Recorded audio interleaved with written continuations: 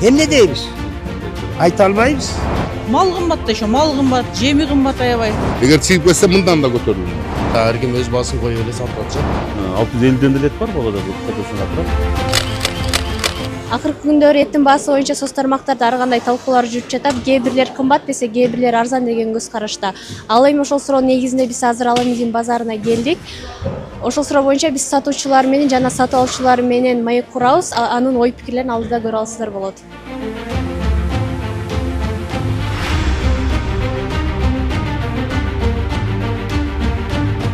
Анткени тиги оптовый баада 680-690 болуп атат жакшы эттерчи. Анан биз 80 сом, 70 сом кошуп сатпасак бизге туура келбей калат. Ошондо деле 20 сомдон бизге айланат.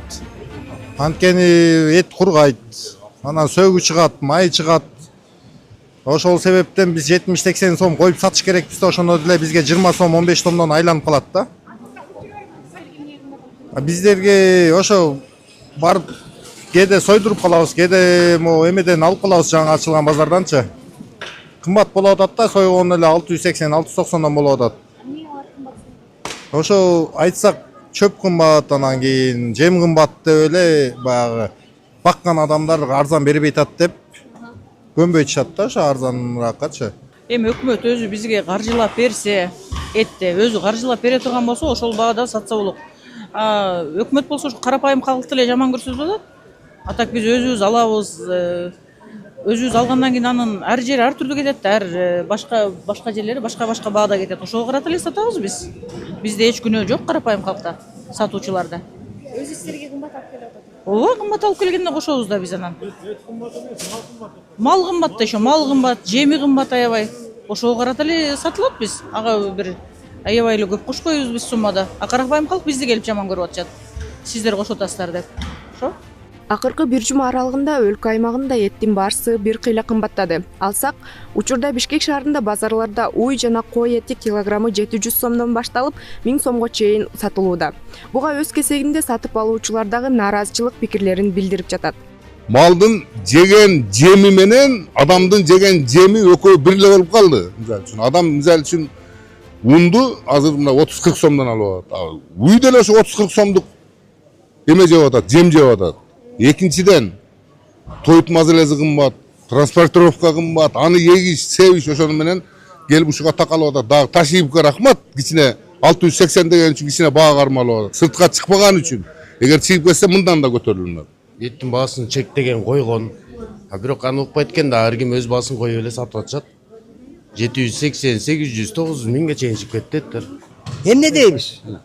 Айта албайбыз. Айтып атат, ылдый кылып айтат. Азыр адам бири-бирине түшүнүү кыйын. Аны мамлекеттен коюш керек бир бааны, болсо койбой коюш керек. Булардыкы да кыйын. Эмне дейсиз? Бирөөндө бар, бирөөндө жок. Эчтеке айта албайбыз. Кыргызга адам баласына эчтеке жакпайт. Ачык эле айтып коеюн. Ушундай адамбыз биз. Бизде иман деген жоголгон. Азыр айтат 21-кылым дейт. Угуп туруңуз, 21-кылым эмне деген заман? Ал заман башка заман, азыркы заман башка. Биз сайызда өскөн кишибиз. Сайыз менен калганбыз. Ал эми базарларда соода кылгандар болсо эт дүңүнөн кымбат келип жаткандыгын белгилейт. Айтымында фермерлер дагы жем чөп кымбат болуп жаткандыгына байланыштуу бааны көтөргөн. Учурда базарда эт дүңүнөн килограммы 650 сом тегерегинде келип жатат. Былтыр бизди чогултуп сүйлөшкөнбүз да. Азыр тоют кымбат деп былтыр ошого салат эткен. Тоют кымбат болуп атат, анан биз ошо сойгонго чейин баккан акчабыз ошого чыгып атат. Ошон үчүн дүң баасы сончо болуп атат деп түшүндүрмө берген бизге фермерлерчи. Эми жанагы дыйкандар багып өздөрүнүн малдарын семиртип анан бул жака сатышат да. Анан дүң баасын алып булар анан кийин кесип, анан кийин 680ден 660тан дагы эт бар. Бирок бул жерде жанагы эт бөлүнөт турбайбы? Аябай жумшак жана мякаттары кымбатыраак болуп атат. Анан 650ден деле эт бар болгода кадырсаңга турат. 200ден деле турат, 300ден деле турат. Ошонун орто баасы 700ден ашпай атат да. А биздикилер болсо келет дагы жанагы суп этин карап туруп эт кымбат экен деп атышат да. Атак эт аябай деле базарда кымбаттаган жок. Биздин базарда мисалы үчүн. Ошондо бир бааны карап турабыз. Эске сала кетсек, эттин баасы буга чейин да кескин кымбаттаган. Аны утурлай эле монополияга каршы жөнгө салуу кызматы бааны туруктуу кармоо үчүн эттин баасын 680 сомдон ашырбоо чечимин кабыл алган. Бирок мамлекеттик мекеменин бул талабын учурда эт менен соода кылгандар анчалык деле аткарбай келишет. Бүгүнкү күндөгү мамлекетибиздеги эң көйгөйлүү маселелердин бири бул азык-түлүккө жана эт азыктарына болгон баалардын өсүшү боюнча. Бул боюнча мамлекетибизде, өкмөтүбүздө тиешелүү чаралар көрүлгөн. Ошонун негизинде өкмөттөн токтом кабыл алынган. Ошол токтомдо так көрсөтүлүп турат. Эт азыктарынын жана тамак аш азыктарынын бааларынын көтөрүлбөшү боюнча. Жана ошолорду контролдоп, бааларды бир таризде кармоо боюнча. Бирок ал нерселер эч жерде сакталбай атыптыр. Мен аны көрүп элден да угуп келдим. Базарларга да чыгып көрдүм.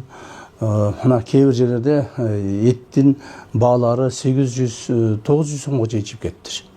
Кээ бир жерде 700-750 сомго чейин бар экен.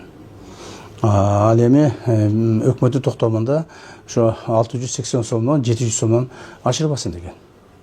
Эмне үчүн мындай болуп атат деп туруп андай изилдеп көрсөм,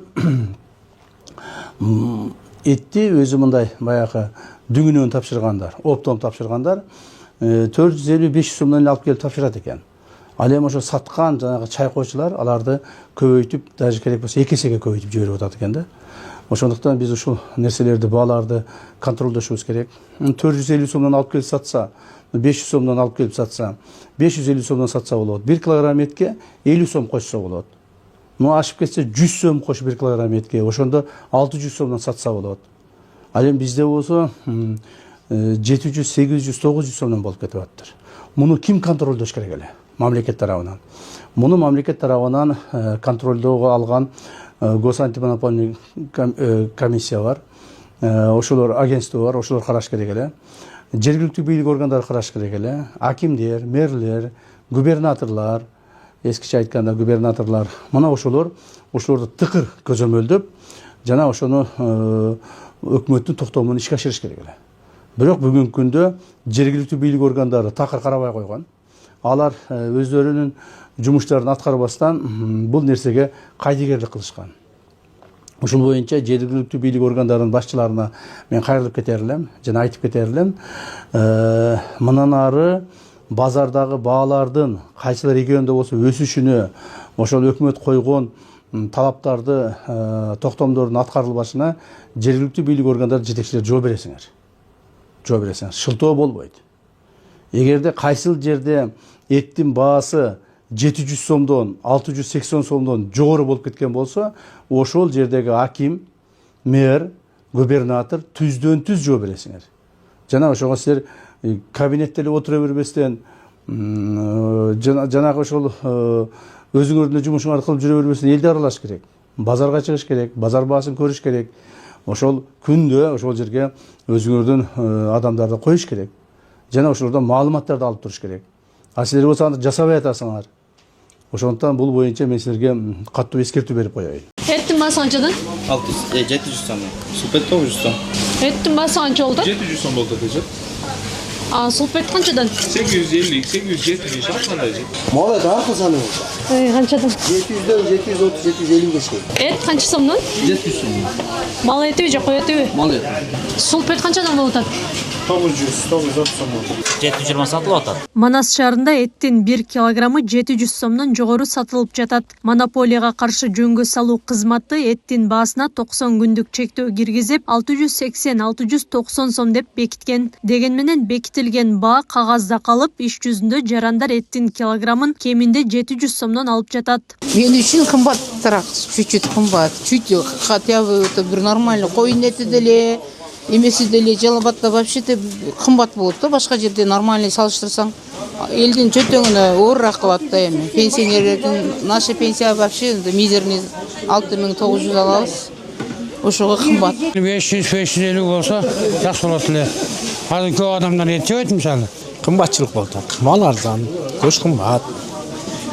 Анан продукты ham көп кымбаттап кетти. Көзөмөл кылыш керек. Көзөмөл албетте кылыш керек да. Көзөмөл кылбаса эл кыйналып атат да, арапайым калып. Турмушка кыйын эле болуп атат.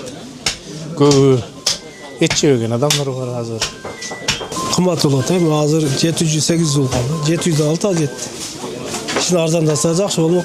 Көрүп атасыз, хам бардыгы жок, кымбат болуп атат. Эне заманга карап жашап атабыз да. Ама мындай айтканда мен али өзүм жалгыз жашаймын. Али эптеп эле жеткирип атам. Мына туядым, мына 300 алдым. Мына ошентип карныбыз тоюп барабыз. Сатуучулардын айтымында эттин килограммын алар өздөрү 680 сомдон жогору баада алышат. Ошондуктан мамлекет бекиткен баада сатуу чыгымды актабайт дешет. Ал эми малдын жана жем тоюттун кымбатташы баанын өсүшүнүн негизги себеби экенин кошумчалашты.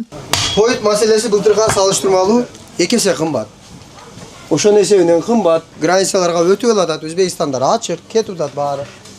Анан кымбатта, дыйкан кантип арзан сатсын? Сиздерге негизи кымбат баада келип атабы? Канчадан келет сиздерге? Кымбат баада келет бизге. Бизге азыр буканы 700 сомдон союп берип атат өзү. Баккан адамга деле актабайт атты жем чөптөрү кымбат. Былтыркы 12 сом, 13 сом арпалар азыр 27 сомдон сатылып атат. 12-13 кебектер 25-26 сомдон сатылып атат. БД пресстери кымбат, аларга деле туура түшүнүш керек. Мал базарды бир бар тарткыла. Анан ошол жерден тыянак чыгарасыңар. Негизи 680 сом деп бекитилген болчу да, андан ага сатсаңар актабай калабы? Жок, андан бизге жок болуп атат. Өзү биз 680ден алайлы десек, өзүбүзгө жок, аны кантип сатат? Базарга барып тирүүн сатып алсаң, андан кымбат түшөт экен. Таразага тартып алайын десең, аны баккан адам бербей атат. Эттен башка нерселер деле толтура кымбаттаган. Ошону деле көзөмөлдөп койсун да, антимонополия деген нерсе ноль иштеген жок. Мал базар кымбат. Кунажындар бар, алар арзан союлуп атат. Аны сойсок элдер жалык болуп атат да, катуу деп. Анан жемниклер союп атабыз, булар 700 сом союп атабыз да. 720 сатылып атат.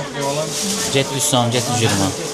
Негизи өзү малды кымбат алып атасыздар. Мал кымбат, мал базар кымбат болуп атат да. 680 эттер бар, алар май сары чыгып, анын клиенттер жалык болуп атат. Негизи өзү мал кымбат болуп атат. Азыр ем, чөп, бар жок кымбат. Бар жок кымбатчылык болуп атат. Энди эптеп эл үчүн иштеп атабыз бу жерде, кызмат кылып атабыз. Эплеп жеткизип атабыз этти эми. Кичине 1-2 сом калса эми эл үчүн иштеп атабыз. Канчадан сатып атасыздар? Азыр 680 сатылып атат. Реалдуу баасы канча? Реалдуу ошондой да 680 да, өз реалды чыгарып берген бери ошондой. Жок, эми биз кунажын эт сатып атабыз да. Букан эти кичине кымбатыраак болот. Кунажын эти арзаныраак. Белгилей кетсек, 11 августта мамлекет эттин баасын негизсиз жогорулатуунун алдын алуу үчүн 90 күндүк чектөө киргизген. Манас шаарында монополияга каршы жөнгө салуу кызматы жума сайын текшерүү жүргүзүп, бул аралыкта талапты бузгандарга 3000 сомдон жалпы 6 айыппул салынган. 700 сомдон, 720 сомдон сатылып аткан учурлар болуп атат. Ал учурларда биз ошол сүрөткө тартып, ошол жеринен акт түзүп, ошол жерден протокол түзүп туруп, биз штрафтары түзүлүп атат. Ошолго албетте булар кармаш өтө кыйын болуп атат бүгүнкү кезде. Бардыгын контроль кылыш оор болуп атат. Тем более биз областта 4 эле кызматкербиз. Область боюнча мына чыгуулар болот. Биз мындай дегенде мындай баарына жетишүү өтө мындай сал кыйындыктар жаратып атат. Серепчилер бааны көзөмөлдөө аракети натыйжа бербей жатканын сындап келишет. Анткени базардагы чыныгы баа мамлекеттик чектөөдөн кыйла жогору. Алар сатуучулар чектөөнү эске албай өз баасын койгонун, ал эми антимонополия кызматынын текшерүүсүнүн жыйынтыгы көрүнбөй жатканын белгилешет. Реалдуу турмушта кандай болуп атат? Мунун бардыгы жалган болуп атат. Бу антимонополия деген мен качантан бери айтып келем. Эмне деген ишкана, эмне үчүн көзөмөлдөбөйт, кымбаттап кетти. Акча табыш кыйын. Баягы күнүмдүк керектөөсү карникага пенсия алым айрым кызматкерлердин айлыгы жетпейт. Ошон үчүн мен ойлойм бул просто элди алдаш үчүн эле. Биз текшердик, чек койдук, андан сатылбайт, антимонополия көзөмөлдөп турат деп гана койдук. Кана көзөмөлдөгөн жок. Баа куд ошол баада сатылды. Ошол баада байлар алып жеп атат, кембагалдар айлап жылдап эт жей албай калды азыр. Мындай боло турган болсо, мамлекеттик касапкана ачып койбойбуз. Же болбосо жанагы элдин аялуу катмарлары деген бар. Ошолор үчүн атайын бөлөк магазин кылып, эт сата турган кылып койсо болбойбу? Эмне ишарат мына жергиликтүү бийликтин ээлери? Өкмөт болобу, аким болобу, мэрия болобу, ачсын. Биз барган кезде 680'ден сатып атат. Биз кеткен кезде возможно көтөрүп алып атышат. Ушундай ситуацияда случайлар болуп калса, эгер 680 сом мал эти, койдун эти 690 сом. Эгер ушундан жогору сатып аткан жерде, ошол жерде бизге кайрылып, мэрияга кайрылып, эгер кайрылуулар болсо, биз ошол заматта оперативно барып туруп, штраф салганга даярбыз. Монополияга каршы жөнгө салуу кызматынын Манас шаарындагы адистери баа өсүшү токтобой жатса, чектөөнүн мөөнөтү дагы узартылышы мүмкүн экенин айтууда. Бирок бул чектөөнү узартуу өсүп жаткан бааларга эч кандай таасирин тийгизе албай жатат. Аклай Карабаева, Замирбек Тойчубаев, Регион.